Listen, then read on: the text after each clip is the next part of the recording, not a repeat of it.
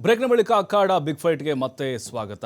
Arkesh sir ಹೇಳ್ತಾ ಇದ್ರಿ ತಾವು ಯಾವ ಮಾನದಂಡದ ಮೇಲೆ ಇದನ್ನ ಡಿಸೈಡ್ ಮಾಡಲಾಗುತ್ತೆ ಅಂತೇಳಿ, ಎಷ್ಟೆಷ್ಟು ಸಿಬ್ಬಂದಿಗಳಿರ್ತಾರೆ ಅಂಥೇಳಿ.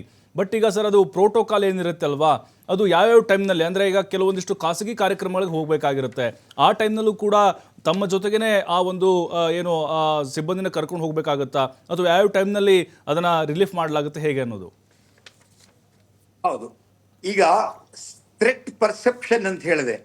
ಅಪಾಯದ ಪರಿಕಲ್ಪನೆ ಏನಿರುತ್ತೆ, ಯಾವ ತರಹದ ಅಪಾಯ ಇವ್ರಿಗೆ ಇರಬಹುದು ಅನ್ನೋದನ್ನ ಇಂಟೆಲಿಜೆನ್ಸ್ ಡಿಪಾರ್ಟ್ಮೆಂಟ್ ಅಸೆಸ್ ಮಾಡುತ್ತೆ. ಅದರ ಆಧಾರದ ಮೇಲೆ ಅವ್ರಿಗೆ ಸೆಕ್ಯೂರಿಟಿಯನ್ನು ಒದಗಿಸಲಾಗುತ್ತೆ. ಅದು ಪ್ರೈವೇಟ್ ಕಾರ್ಯಕ್ರಮ ಇರ್ಲಿ, ಪಬ್ಲಿಕ್ ಕಾರ್ಯಕ್ರಮ ಇರ್ಲಿ, ಆ VIP ಯ ಜೀವವನ್ನ ರಕ್ಷಿಸೋದು ಆ ಸೆಕ್ಯೂರಿಟಿ ಏಜೆನ್ಸಿಗಳ ಮೂಲ ಕರ್ತವ್ಯ. ಆ ದೃಷ್ಟಿಯಿಂದ ನೋಡುವಾಗ ರಾಹುಲ್ ಗಾಂಧಿಯವರ ಥ್ರೆಟ್ ಇವತ್ತು ಬಹಳ ಸೀರಿಯಸ್ ಆಗಿದೆ. ಅವರ ಅಜ್ಜಿ ತಂದೆ ಸತ್ತದಷ್ಟೇ ಅಲ್ಲ, ಇವತ್ತಿನ ಥ್ರೆಟ್ ಪರಿಕಲ್ಪನೆಯಲ್ಲಿ ಅವರಿಗೆ ನಿಜವಾದ ಜೀವ ಭಯ ಇದೆ. ಆ ಭಯ ಹಲವಾರು ಸೋರ್ಸ್ಗಳಿಂದ ಬರಬಹುದು. ಅದನ್ನ ರಾಜಕೀಯಗೊಳಿಸದೇನೆ ಅವ್ರಿಗೆ ಯಾವ ರೀತಿ ಸೆಕ್ಯೂರಿಟಿ ಕೊಡಬೇಕು ಅಂತ ಅನ್ನೋದ್ರ ಬಗ್ಗೆ ಮಾತಾಡಿದಾಗ ಅವ್ರಿಗೆ SPG ಸೆಕ್ಯೂರಿಟಿಯನ್ನ ತೆಗೆದು ಹಾಕಿದ್ದು. SPG ಸೆಕ್ಯೂರಿಟಿ ಮತ್ತೆ Z++ ಕ್ಯಾಟಗರಿಯ ನಡುವಿನ ಅಂತರ ಏನು ಅನ್ನೋದನ್ನ ತಿಳ್ಕೋಬೇಕು. SPG ನವ್ರಿಗೆ ಅವ್ರದೇ ಆದ ಇಂಟೆಲಿಜೆನ್ಸ್ ಇರುತ್ತೆ. ಅವರು ವಿದೇಶಕ್ಕೆ ಹೋದಾಗ ಅವ್ರಿಗೆ ಯಾವ್ಯಾವ ಪ್ರೋಟೋಕಾಲ್ ಪ್ರಕಾರ ನಡ್ಕೋಬೇಕು ಅಂತಿರುತ್ತೆ. Z+ ಕ್ಯಾಟಗರಿಯ ಜನ ವಿದೇಶಕ್ಕೆ ಹೋದಾಗ ಅವ್ರಿಗೆ ಯಾವುದೇ ರೀತಿಯ ರಕ್ಷಣೆಯನ್ನ ಇಂಡಿಯನ್ ಸೆಕ್ಯೂರಿಟಿ ಫೋರ್ಸಸ್ ಕೊಡಲ್ಲ. ಅದರಲ್ಲೂ CRPFಗೆ ಆ ರೀತಿಯ ಯಾವುದೇ ಅಧಿಕಾರ ವಿದೇಶಕ್ಕೆ ಕಳಿಸಿ ಅವರನ್ನ ಅಲ್ಲಿ ಪ್ರೊಟೆಕ್ಟ್ ಮಾಡುವ ಅಧಿಕಾರ CRPF ಇಲ್ಲ. CRPF ಈ ಮಾಹಿತಿಯನ್ನ VIP ಇಂದ ಪಡ್ಕೊಂಡು ಅದನ್ನ IBಗೆ ಪಾಸ್ ಆನ್ ಮಾಡಬಹುದೇ ಹೊರತು ಅವರು ಅಲ್ಲಿ ವಿದೇಶದಲ್ಲಿ ಯಾವುದೇ ರೀತಿ ಸೆಕ್ಯೂರಿಟಿಯನ್ನು ಕೊಡ್ಲಿಕ್ಕಾಗಲ್ಲ. ಹೀಗಿರುವಾಗ ಅವರು ವಿದೇಶಕ್ಕೆ ಹೋಗುವಾಗ ಮಾಹಿತಿ ಕೊಡ್ಬೇಕೇ ಬೇಡವೇ ಅನ್ನುವಂತ ಪ್ರಶ್ನೆ ಬಂದಾಗ ಯಾವುದೇ VIP ಆದ್ರೂ ಕೂಡ ಅವನಿಗೆ ರೈಟ್ ಆಫ್ ಪ್ರೈವಸಿ ಇರುತ್ತೆ. ಆ ಪ್ರೈವಸಿ ಅವನು ಎಲ್ಲಾ ಕಾರಣಕ್ಕೂ ಕೊಡಬೇಕಾಗಿಲ್ಲ.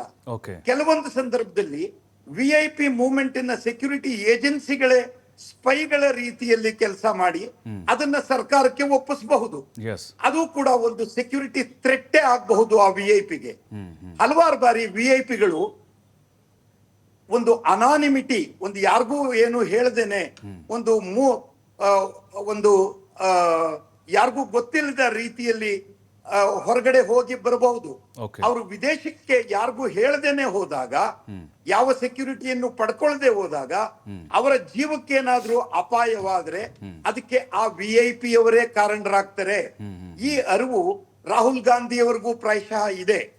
ಹೀಗಿರುವಾಗ ಅವರು ವಿದೇಶಕ್ಕೆ ಹೋಗುವಾಗ ನಮ್ಗೆ ಮಾಹಿತಿ ಕೊಡ್ಲಿಲ್ಲ ಅನ್ನೋ ಕಾರಣದಿಂದ ಅವರು ಯಾರನ್ನ ಭೇಟಿ ಆಗ್ತಿರ್ಬೋದು, ಯಾಕೆ ಆಗ್ತಿರಬಹುದು ಇತ್ಯಾದಿಗಳ ಪ್ರಶ್ನೆಗಳನ್ನ ಕೇಳುವ ಅವಶ್ಯಕತೆಯೇ ಇಲ್ಲ. ಅವ್ರು ಯಾರನ್ನಾದ್ರೂ ಭೇಟಿ ಆಗ್ಬೋದು, ಹೇಗಾದ್ರೂ ಮಾಡ್ಬೋದು. He has the right of privacy. ಆ ಪ್ರೈವಸಿಯನ್ನ ನಾವು ಹತ್ತಿಕ್ಲಿಕ್ಕಾಗ್ಲಿಲ್ಲ. ಈಗ VIP ನಾವು ಬೆಡ್ರೂಮ್ ನಲ್ಲಿ ಅವ್ರು ಏನ್ ಮಾಡ್ತಾರೆ ಅಂತ ನಾವು ಹೋಗಿ ನೋಡ್ಲಿಕ್ಕಾಗಲ್ಲ. VIP ಬೆಡ್ರೂಮ್ ತನಕ ಕಳಿಸುವಂತಹದ್ದು ಆ ಸೆಕ್ಯೂರಿಟಿ ಏಜೆನ್ಸಿಗಳ ಹೊರಗಡೆಯಿಂದ ಇರಬೇಕಾದದ್ದೇ ಹೊರತು ಆ ಬೆಡ್ರೂಮ್ ನಲ್ಲಿ ನಡೆಯುವ ಅಫೇರ್ಗಳು ಯಾವ ರೀತಿ ಸೆಕ್ಯೂರಿಟಿ ಏಜೆನ್ಸಿಗಳಿಗೆ ಸಂಬಂಧಪಟ್ಟಿದ್ದಲ್ವೋ ಪ್ರಶ್ನೆ ಹುಟ್ಟಬಹುದು. ನೀವು ಬೆಡ್ರೂಮ್ ನಲ್ಲಿ ನಿಮ್ಮ ಹೆಂಡತಿಯ ನಿಮ್ಮನ್ನು ಕೊಲ್ಲೋದಾದ್ರೆ ನಾವು ಸೆಕ್ಯೂರಿಟಿ ಫುಲ್ ಪ್ರೂಫ್ ಅಲ್ವಲ್ಲ ಅಂತ. ಅದಕ್ಕೆ ಆ VIP ಅವರೇ ಕಾರಣ ಆಗ್ತಾರೆ. ಅದಕ್ಕೆ ಅವರೇ ಆ ಜವಾಬ್ದಾರಿಯನ್ನು ಹೊರಬೇಕಾಗುತ್ತೆ. ಹೀಗಾಗಿ ರಾಹುಲ್ ಗಾಂಧಿ ಅವರು ಈ ಸೆಕ್ಯೂರಿಟಿ ಏಜೆನ್ಸಿಗಳಿಗೆ ಮಾಹಿತಿ ಕೊಡದೆ ವಿದೇಶಕ್ಕೆ ಹೋಗೋದ್ರಲ್ಲಿ ಅತಿಶಯೋಕ್ತಿ ಏನಲ್ಲ. ಅದನ್ನ ರಾಜಕೀಯಕ್ಕೊಳಿಸಬೇಕಾಗಿಲ್ಲ.